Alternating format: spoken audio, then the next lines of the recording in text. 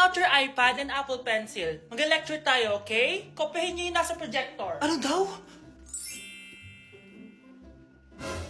iPad na gamit ngayon? Grabe, ang yayaman naman ng mga tao dito. Ma'am, pwede mo ba ako magsulat sa notebook? Ha? Wala kang iPad? Class, di ba nasa school requirement natin na dapat may iPad kayo, okay? So, babalik ka na sa nanay mo. Di na uso yung notebook dito. Wala naman kami pambili nun eh.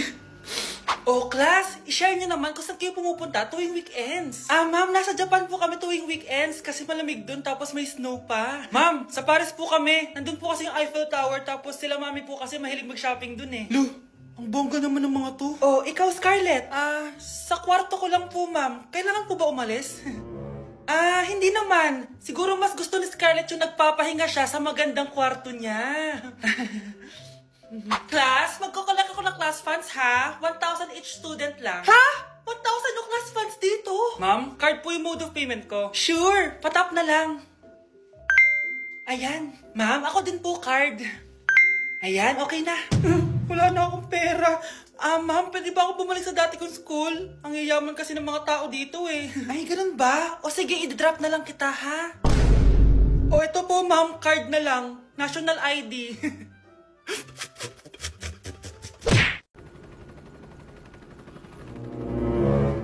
OMG, grabe yung baha oh. For sure marami naman nakurakot si Dad. Paldo. Oh, Cheska, ba't ang aga mo? Di ba traffic kasi baha? Ay, opo ma'am, baha nga po eh. Kaya pinag-helicopter na ako ni Daddy para safe ako. Kawawa nga po yung mga tao eh. Wow, sana all. Yes Daddy? Opo, nandito na po ako sa school. Yung baon kong 1 million ha, send mo na. Ha? 1 million yung baon niya? No! Binasa mo yung Chanel bag ko! Sorry, Cheska. Alam mo ba kung magkano to, ha? 600,000 to! Mas mahal pa to sa bahay nyo! Napakamahal naman yan. Whatever. Papabili na lang ulit ako. Salamat ka, mabait ako. Nahiya naman tong 300 peso na bag ko. Be, tara sa kantin. Nag-crave ako ng siomay tsaka ng kwek-kwek. Tara. Pwede bang sa Wolfgang na lang tayo mag-lunch? Hindi kasi ako sanay sa mumurahing pagkain. Be, anong kala mo sa akin? Anak ng CEO? Ano ba yan? Hindi ba kayo binibigyan ng allowance ng daddy nyo? Ako na nga lang. Hindi ka naman ganyan dati. Okay, class. Si Cheska na ang bago nating treasurer. Ma'am, wag si Cheska. Kukurakutin niya lang yung class funds natin. Parang tatay niya. Flood control, ayaw. Gastos, gusto. Kaya mayaman si Cheska kasi korap ang pamilya niya. Ang laki ng tax na binabayaran ko. Sa Disney Princess pala natin napupunta lahat. Habang kami, binabaha na dito. Ikaw pa helicopter lang. Wow, napaka-lavish mo naman. Tsaka, pairam muna ako nito Chanel bag mo ha. May ambag din ako dito, no? Hindi kami titigil hanggat walang nakukulong. Deserve niyong magdusa.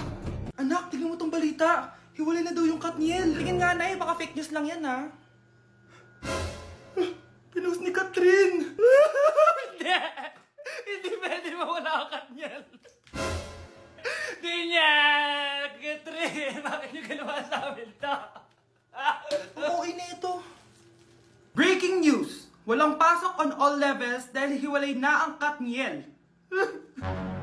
Pati sa balita ang OA, kala mo di ka nanonood ng movie ng Catherine ha? Umiiyak ka pa nga eh. Ayun na, nakakilig naman. Wala nang nangyari. Hindi ka mamamatay.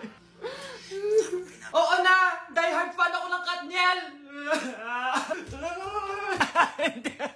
Hindi.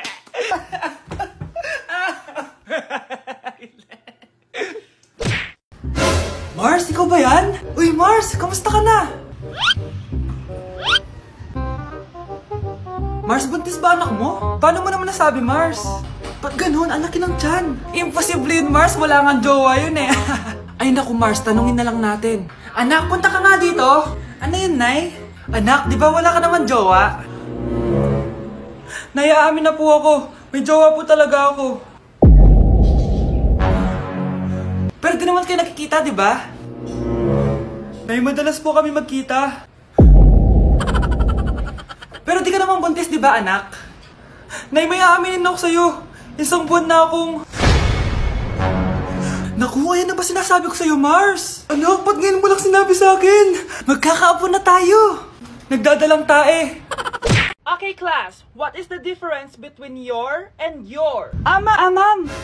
Yes, Samantha? Your is a possessive adjective indicating ownership, while your is short for you are. Very good! Basic. Alam ko naman yan, pabida ka lang magtaas ng kamay. Next question. Ano ang pagkakaiba ng nang at nang? Ako ma'am.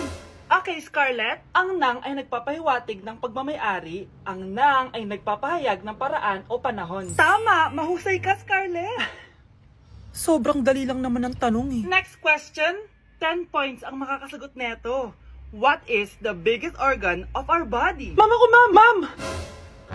Akin lang tong 10 points na to. For sure, hindi mo naman alam yan. Yes, Samantha. Nauna ka kay Scarlett. Ang biggest organ of our body is stomach. Mali! Okay, Scarlett? Lungs po, ma'am. Wrong answer. Wala na bang gusto sumagot, class? Ma'am, ang biggest organ of our body is skin. Correct! Tignan niyo si Kyle, oh. Kahit di nakikinig sa akin yan, tama ang sagot niya. So, Kyle, paano mo nalaman ang sagot? Yun po kasi sabi sa Google eh. Guys, maganda kayo. Magbe-beach tayo next week. Magpapaganda na ako. Ready na ako sumisid. Oh, may ambagan to ah. Lo, magbe-beach? Baka oras na to para mag-break muna ako sa kakaaral. Teka, kaya ka mo magbe-beach? Bakit parang mukhang ililibing ka na? Wow, nahiya ako sa'yo, te. Magbe-beach ka nga. Uod ka naman ng high school. Che, pangit! Sinabihan niya akong pangit. Ayusin mo nga sarili mo, anak. Aral ka ng aral. Mas mukha ka ng nanay kaysa sa akin. Hindi pwede to. Kailangan kong maging fresh bago kami mag-beach. 3 days later. Oh, aalis na tayo. Asan na ba si Scarlett? Ano ba yan? Pa-importante kasi. Wait guys, andito na ako. Scarlett? Ikaw yan? Ano nangyari sa'yo, be? Nagparitoke ka, no? Retoke? No. Sabi ng nanay ko, masama kasi yung araw sa balat natin. Kaya sinaya niya tong Garnier Vitamin C Serum. Anak, gamitin mo tong Garnier Vitamin C Serum. It can fade dark spots in just 3 days. For the mabilis and glow up ka dyan, anak. Oh, sino pang hindi nag-aambag dyan? Si Samantha hindi pa nagbabayad. Ha? Magbabayad naman ako eh. Wala lang akong pera ngayon. Oh, maiwan na hindi nabayad ah. Kawawa ka naman, hindi ka makakasama sa amin. Oh, sa'yo na to. Baka sakaling maging fresh ka din like me. Salamat ah! Bye! Punta na kami sa beach! Anak, ready ka na ba sa prom niyo bukas? Nay, bakit ba laging ganito? Kapag may mga special day, doon ako nagkakapimple. Diyos ko ka anak, nagpuwet ka na naman siguro no? Oh, eto anak, gamitin mo tong Glad to Glow Acne Spot. Ginagamit ko to dati at talagang effective anak. Kasi meron tong centella at 2% salicylic acid. For sure, healed na yung pimple mo overnight. Ilagay mo lang to directly sa area na may pimple. Because this Glad to Glow Acne Spot dries acne in 1 night only and helps to reduce acne marks. Sana mawala na to bukas. Prom na namin! Yes, wala na yung pimple ko! O diba, sabi ko sa'yo anak eh. Mother knows best talaga. Eto na, Nay. Ready na ako maging prom queen. Nak, okay ka lang? Pagod na ako mag-aral, Nay. Sige anak, pahinga ka muna ha. Ay, yung niluluto ko. Anak, kain na dito. Sana matuyo to agad para masuotan ng anak ko bukas. Ayan, tuyo na. Anak, suot mo na tong uniform mo. Anak, sandali. Sorry kung ito lang yung mabibigay kong bawon sa'yo, anak, ha? Bawi ako next time. Ito lang kasi kinita ni nanay, eh. O, anak, yung project mo, wag mo kakalimutan, ha? Sige na, ingat ka. Kaya ko to. Makakapagtapos ako. Hala, bukas na pala pasahan nito. So, ano na balita ng revision ng thesis natin, Samantha, ha? Babe, ano ba? So, ano na balita sa revision ng thesis natin, Samantha, ha? Hala, di ko pa nagagawa yung thesis namin. Nagka-emergency kasi. Sus, emergency? Kasama mo lang naman jowa mo. Tanggalin kita sa group dyan, eh. Patay, lagot ako neto, babe. Paano niyan tayo? Ay, mga bes, huwag kayo mag-away-away, ha? Kumalma kayo. Sabayin niyo muna ako, ha? Jopay. Kumusta ka na? Huwag ka nang mawala. Ngayon. Teka, si Scarlett ba yun? Dadalhin kita sa aming bahay. In fairness, ang ganda ng boses mo, be. Di tayo mag-aaway. Aalis tayo. Sa tunay na mundo. O, diba? Kumalma rin kayo. Ang fun kasi magkanta-kanta dito sa bus. Tapos, nakakaaliw pa yung mga filters. Buti na lang talaga, magaganda yung mga bosses natin, mga bae. Truly! Wala pang ginawa sa Scarlett, oh. Ikaw, Scarlett! Nasaan yung IRS mo, ha? Ay, sorry. Wala din pala ako. Wait lang, gagawin ko na, ha? Sorry na. Pwede ba?